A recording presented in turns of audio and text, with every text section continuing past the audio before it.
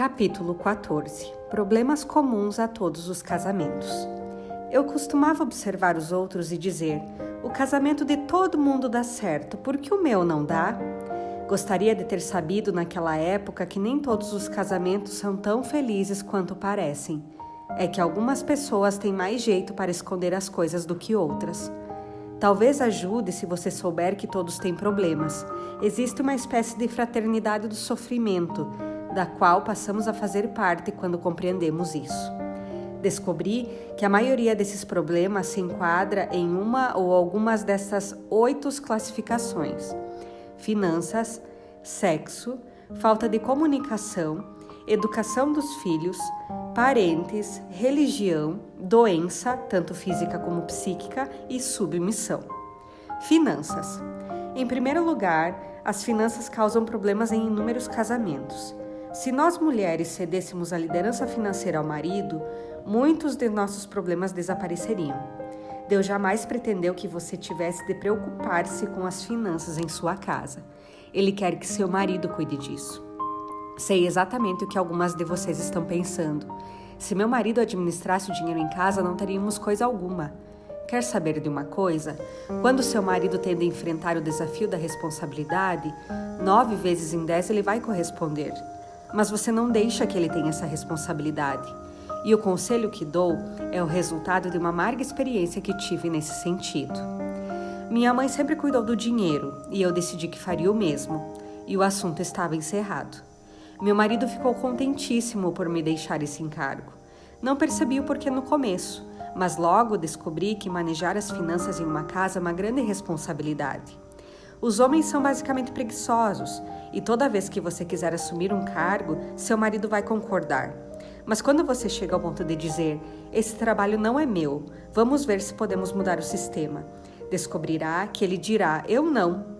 Então, você terá de perguntar a Deus como passar a responsabilidade a Ele de maneira certa e com a atitude certa. Lembro-me da primeira vez que o Senhor começou a tratar comigo desse assunto. Eu estava tomando conta do dinheiro e com bons resultados. Naquela época, eu tinha melhor senso financeiro do que o meu marido. Eu sabia disso e ele também, e portanto não havia problema. Quando cheguei à conclusão de que essa incumbência não era minha, fiquei um tanto traumatizada. Disse então a ele de repente: olhe, não vou mais fazer isso, mas você precisa ajudar um pouco até que o trabalho possa ser transferido de maneira correta. Deixei que meu marido manejasse o dinheiro algum tempo e realmente ficamos com dificuldade. Estávamos em débito e em vez de esperar que ele tomasse as providências necessárias, eu, muito virtuosa, entre aspas, exclamei: eu sabia que não dava certo. Vou voltar a tomar conta do dinheiro. E o Senhor ficou muito aborrecido comigo, muito mesmo. Eu podia sentir isso por dentro e não tive paz até que devolvi a responsabilidade das nossas finanças a meu marido. Eu acho que agora ele toma conta do dinheiro muito bem. Não temos mais problemas financeiros, porque ele é quem cuida das contas. Ele ainda faz algumas coisas que eu considero tolas, mas tento não fazer comentários. Dou minha opinião. Se ele aceita, ótimo. Se não aceita, eu esqueço. Esta é a minha responsabilidade. O meu amigo, que é advogado, disse que um dos piores problemas do lar, especialmente entre os casais entre 1 e 5 anos de casamento, é que eles tentam arcar com uma responsabilidade financeira maior do que suas posses. Quando as coisas começam a ir mal, eles não percebem que a questão financeira é a causa das dificuldades. Pelo contrário, começam a culpar um ao outro pelo problema, e o resultado é a separação e o divórcio. Ele concluiu: os jovens precisam compreender que, se começassem tudo de novo, as coisas iriam ajustar-se. Os bens materiais não têm tanto valor assim. O principal é se manterem juntos. Sexo. O segundo grande problema do casamento é o sexo. Passamos por tantas lavagens cerebrais nesse assunto que alguns acham difícil chegar a uma conclusão sobre o que é certo, o que é errado, o que é normal ou o que é anormal em um lar. Existem bons livros sobre o assunto, como Casados Mas Felizes, de Tim LaHaye, ou A Mulher Total, de Marabel Morgan. E seja o que for que você resolva fazer, Vá àquele que a fez e pergunte a ele como resolver os problemas sexuais. Ele lhe dará respostas. Você acredita realmente nisso? Ou você pensa que Deus apenas permite o sexo como quem fecha os olhos dizendo: bom, vou deixar que façam isso, mas não acho que é muito bom. Deus criou o sexo. Ele quer que você tenha uma vida sexual bem equilibrada e ela pode ser boa. Caso não seja assim, peça ajuda ao Senhor. Talvez você precise de ajuda profissional, mas esteja com medo de procurá-la. Não permita que o orgulho prejudique o que poderia ser uma experiência maravilhosa em seu lar. Creio sinceramente que aquilo que acontece em seu quarto afeta a sua vida inteira e que seus filhos sabem se os pais são felizes ou não. Quer você compreenda ou não, está refletindo a sua experiência em seus filhos. Se não fizer algo a respeito, seus filhos irão crescer com problemas sexuais ocultos, sem saber de onde surgiram. Provérbios 14:1 afirma: a mulher sábia edifica sua casa, mas a insensata com as próprias mãos a derruba. Derrubamos muitas vezes a casa devido ao relacionamento sexual. O sexo lhe dá a oportunidade perfeita para ajudar o seu marido a provar a sua virilidade. Não tente enganá-lo, mas seja franca e honesta com ele. Se percebe que há uma falta de comunicação, peça a Deus para mostrar-lhe como abrir as portas da comunicação. Ficará surpresa com os resultados. Deus passará a operar em sua vida. E antes que perceba, estará falando com seu esposo exatamente sobre aquilo que pensou que jamais poderia discutir com ele. Alguém comentou: o sexo de boa qualidade começa na mesa do café. A maneira como nos despedimos do marido pela manhã tem muito a ver com a nossa atitude durante o dia. Você espera ansiosa a volta do marido à noite? Ou a ideia lhe causa repulsa? Gostaria de ter uma atitude positiva? Procure ajuda. Deus irá auxiliá-la a obter a espécie de ajuda de que precisa. Lembre-se de que você está comprometida com seu marido e com mais ninguém. Não permita que algum pensamento sobre qualquer outra pessoa passe pela sua cabeça. Quando o inimigo começa a trazer esse tipo de ideia à sua mente, pense em outra coisa. Não permita que permaneça esse pensamento. Todo pensamento que entrar em seu cérebro deve ser aprovado por você. Quando nos comprometemos com o marido, prometemos compreender suas necessidades físicas e emocionais. Como fazemos isso? Tomando conhecimento delas e não procurando fugir das mesmas. Quando nos entregarmos, devemos fazê-lo com ternura e responsabilidade. Pense nessas coisas e pergunte a si mesma: essa é a maneira como estou me dando a meu marido? Com atenção, ternura e responsabilidade? É isso que você deseja? Quer saiba disso ou não. E mais importante ainda, é o que o seu marido deseja. Creio que existem dois inimigos de um relacionamento sexual sadio em um lar. Eles nos atacam com mais frequência do que atacam a nosso marido. Todavia, os homens enfrentam esses inimigos e devemos ter plena consciência disso, quando procurarmos entender as necessidades físicas do esposo. O primeiro inimigo é o ressentimento. Hebreus 12:15 diz que esta raiz de amargura contamina a muitos. Se você sentir ressentimento e amargura em relação a seu marido, algo precisa ser feito imediatamente para que eles não continuem crescendo até destruir o seu relacionamento. Sua vida não vai melhorar enquanto você permitir que o ressentimento aumente em seu íntimo. O seu Pai Celestial é amoroso e ama muitíssimo. Ele compreende que a maravilhosa relação do marido, mulher, foi destruída quando houve aquele primeiro ato de desobediência.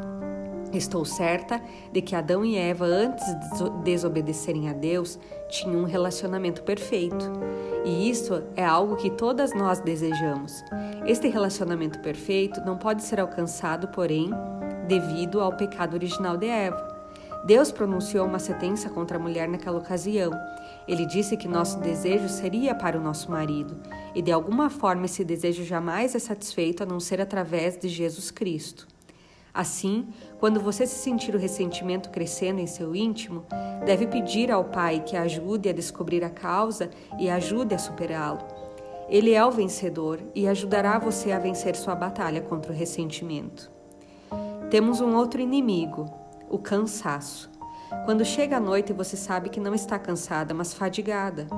A fadiga chega quando você contempla mentalmente algo de que se ressente. Você fica fadigada quando começa a ressentir-se do serviço doméstico ou dos seus filhos. Eles deixam você cansada porque está ressentida pelo fato de lhe tirarem o tempo que poderia perfeitamente gastar com a sua própria pessoa. Tal fadiga é egoísta, pois você está permitindo o privilégio de ficar fadigada sem razão. Você sabe o que acontece? Começa logo depois do jantar. Não sei por que estou com tanta dor de cabeça, mas de repente ela está lá. E fazemos pequenos comentários, pequenos lembretes, insinuando coisas como: hoje não vai esquecer. Esse é um inimigo, mas Deus está ocupado ajudando você a derrotar seus inimigos. Ele veio para lhe dar vitória sobre coisas assim, e devemos orar por elas mais do que nunca. Você já orou sobre os problemas sexuais em seu lar? Ou você acha que essa é a coisa que menos interessa a Deus? Deus criou o sexo. Ele quer que esse sentimento seja algo belo em seu casamento e você poderá fazer com que o seja. Se você precisa de certa atmosfera, procure criá-la. Você pode controlar muito dos aspectos físicos do sexo, porque isso é muito feminino. Nós, mulheres, não acho que eu seja muito diferente da maioria de vocês e sei que isso se dava comigo. Precisamos de um pouco de atmosfera. Seu marido se preocupa menos com isso, mas se você precisa de um certo ambiente, deve criá-lo. Algumas mulheres gostam de luz baixa, outras de música tocando em surdina. Não há nada de errado nisso. Prepare o cenário e, ao prepará-lo, é possível que fique um tanto animada ao pensar no assunto. Coloque tudo nas mãos de Deus e peça sua ajuda. Ele irá ajudá-la. Lembro-me de uma senhora ainda jovem que veio à minha casa certo dia e contou-me seu problema. Estou em uma dificuldade terrível e acho que não existe solução. Não vejo saída para mim. Inclinamos então a cabeça e oramos a Deus para que Ele nos desse uma resposta. Qualquer que fosse o problema.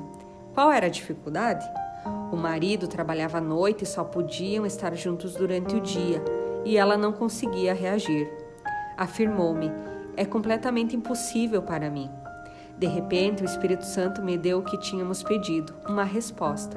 Falei então: que tal comprar uma persiana bem vedada para o seu quarto? Ela replicou: não sei se poderíamos gastar esse dinheiro, não sei se ele gostaria disso. Eu sugeri: olhe, vá para casa e converse com seu marido. Diga-lhe que isso pode melhorar a situação e deixe que ele resolva. Você apresenta o caso e o resto é com ele. Ela veio procurar-me no domingo seguinte na igreja com o rosto radiante. Shirley não vai acreditar. Eu nem tinha acabado de falar e ele já estava medindo a janela. Precisamos manter este relacionamento com o marido de um modo positivo. Muitas vezes permitimos que o inimigo entre e remova a beleza que Deus quer que exista nele. Vamos achar uma solução. Se você se preocupa com o fato de que seus filhos possam entrar no quarto, feche a porta com a chave. Eles podem aprender a bater na porta quando está fechada. Faça com que saibam que não importa se está fechada com chave ou não. Devem bater sempre e você irá abri-la imediatamente. Se ouvir chorando, deve atendê-los logo. Você e seu esposo devem ter comunicação suficiente um com o outro para falar sobre esse assunto. Caso negativo, esse é outro motivo sobre o qual orar. Falta de comunicação. A comunicação com o marido é um dos maiores problemas no casamento e é muitíssimo importante para o seu relacionamento conjugal. Seu marido tem muita necessidade de manter relações com você. Quando nós o defraudamos nesse sentido, creio que estamos desagradando a Deus. Podemos ajudar sendo sensíveis à necessidade dele. Alguém disse que encontramos alegria quando colocamos Jesus em primeiro lugar, os outros em segundo e nós mesmas em terceiro. Você se sentirá feliz quando der preferência a alguém, colocando-se em segundo plano. Se puser seu marido em lugar de destaque, verá que as coisas maravilhosas vão acontecer em sua casa. Aplicação pessoal. 1. Se você está assumindo a responsabilidade das finanças em seu lar, converse com seu marido e entregue essa responsabilidade a ele. 2. Procure analisar-se e veja se tem sido aberta e honesta com seu marido em relação ao sexo. Ele sabe o que você gosta ou não gosta? Se você não falar, ele não poderá saber. 3. Como está a comunicação entre você e seu marido? Vocês gastam tempo juntos?